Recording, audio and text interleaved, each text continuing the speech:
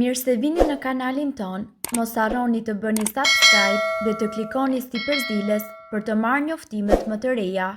Faleminderit! Jeni mbi moshën 40 vjeçare, këto vitamina duhet t'i merrni me çdo kusht. Mendojeni vitamina dhe lëndët ushqyese si një ushtri që mund të luftojnë sëmundjet e lidhura me moshën.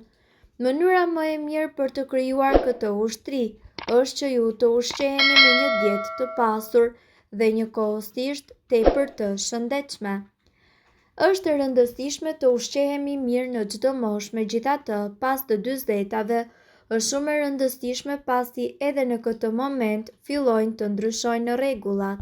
Trupi nuk funksionon në të njëjtën mënyrë si në moshën mbi 40 vjeç, siç ka funksionuar në të 20-tat e tij. Masa muskulore fillon edhe të tkurret, ka shumë mundësi që ju të shtoni në peshë. Mund të hyni së shpejti në fazën e menopauzës dhe rreziku për sëmundjet e këqija, sëmundjet e zemrës dhe gjithashtu diabeti fillon që edhe të rritet. Një zgjidhje për të përballuar më së miri këto rreziqe është që ju të merrni mjaftueshëm vitamina dhe lëndë ushqyese, duke ngrënë shëndetshëm dhe në disa raste, jo gjithmonë, duke marrë suplement, duke qenë se absorbohen më mirë. Ja cilat janë disa nga vitaminat më të rëndësishme dhe lëndët ushqyese që ju nevojiten pas të 50-tave. Vitamina B12. Sa po të mbushni moshën 40 vjeç dhe patjetër pas të 50-tave, vitaminën B12 duhet që ta keni primaren. Është shumë e rëndësishme për qarkullimin e gjakut dhe funksionimin e trurit. Fëmijët dhe të rinjt munden që të marrin vitaminën B12 nga ushqimet. Gjendet gjithashtu tek produktet shtazore si për shembull peshku, mishi i pulës, bulmeti dhe vezët. Me plakjen e trupit fillon dhe vështirësohet absorbimi i vitaminës B12, sidomos pas të 50-tave, kur edhe nivelet e acidit në trup fillojnë që të shterohen.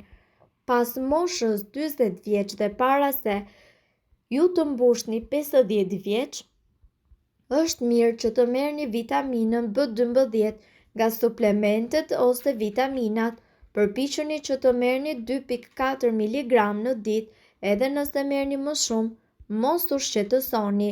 Duke qenë se është një vitaminë e tretshme nga uji, mund të urinoni pjesën e cila nuk ju nevojitet. Kalciumi. Edhe pse mendohet se kockat absorbojnë pjesën më të madhe të kalciumit në vitet e para të jetës, zakonisht para moshës 30 vjeçare, kjo lëndë ushqyese luan një rol të rëndësishëm në mbrojtjen e kockave me rritjen e moshës.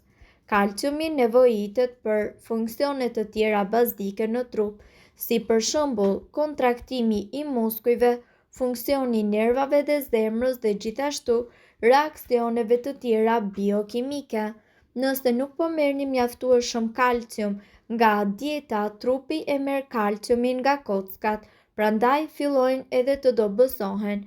Për ta mbyllur ju duhet kalciumi pas moshës 40 vjeç, megjithatë nuk duhet ta teproni me të sepse jo vetëm që nuk do t'ju jap asnjë përfitim, por mundet që të shkaktojë edhe probleme shëndetësore. Gratë mund të marrin sasinë ditore të kalciumit 1 mg në ditë për gratë 40 deri në 50 vjeç dhe 1200 mg për gratë mbi 50 vjeç nëse konsumojnë ushqime të pasura me kalcium si produktet e bulmetit, peshk, brokoli, bajame dhe spinaq. Vitamina D. Vitamina D është shumë e rëndësishme sidomos pas moshës 40 vjeç, pasi ajo parandalon problemet që lidhen me moshën.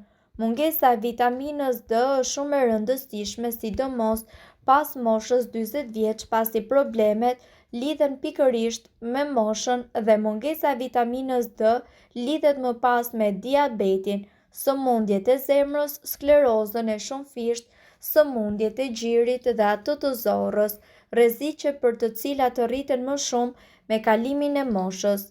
Vitamina D është gjithashtu shumë e rëndësishme për absorbimin e kalciumit në trup.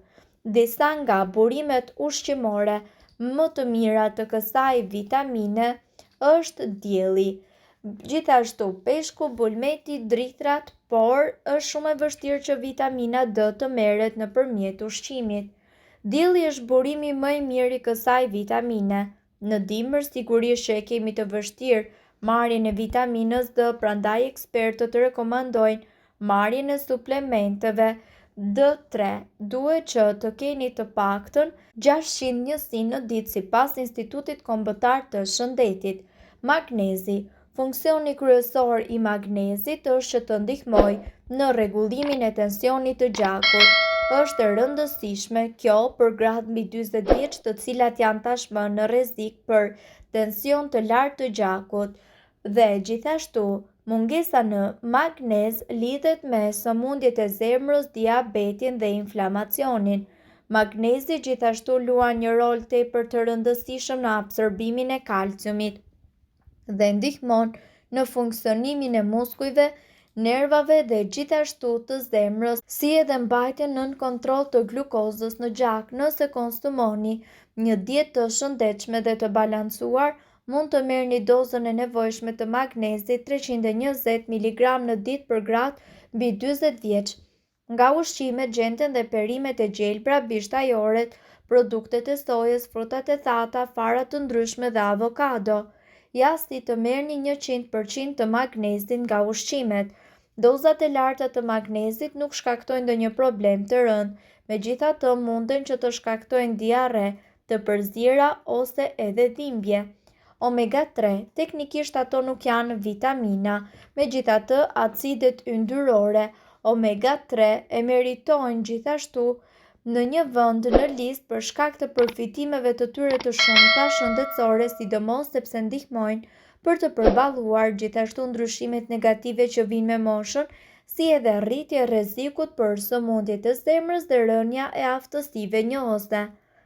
Studimet gjithashtu kanë treguar se acidet yndyrore omega 3 ndihmojnë në uljen e tensionit të gjakut dhe niveleve të kolesterolit të keq, ulin rrezikun e sëmundjeve të zemrës dhe luajnë një rol tepër të rëndësishëm në forcimin e kujtesës.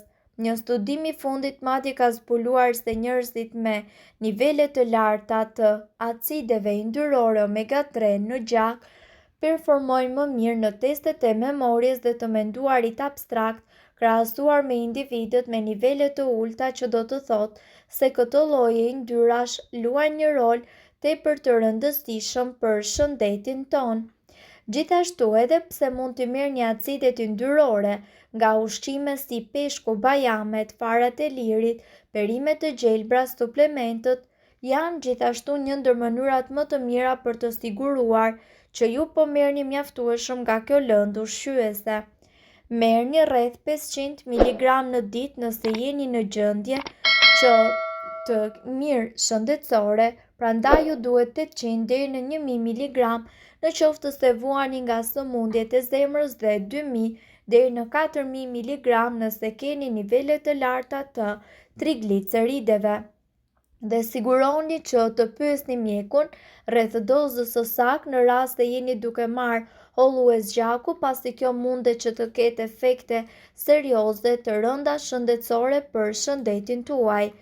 Gjithashtu duhet të dini se këto informacione nuk kanë për qëllim të zëvendësojnë ilaçet e përshkruara nga mjeku.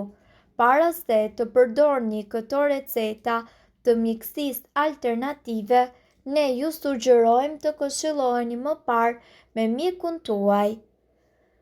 Nëse ndonjë prej këtyre produkteve ju shkakton alergji, e mira është që të mos i përdorni këto receta të mjekësisë alternative. Nëse doni të dëgjoni videot tona që ne postojmë çdo ditë, kliko subscribe. Ju ftojmë gjithashtu të bëni like në videot tona nëse i keni dëgjuar dhe pëlqyer ato. Faleminderit që e patë videon ton. Shpërndajeni këtë video në profilin tuaj në mënyrë që të informohen edhe shokët tuaj. Faleminderit.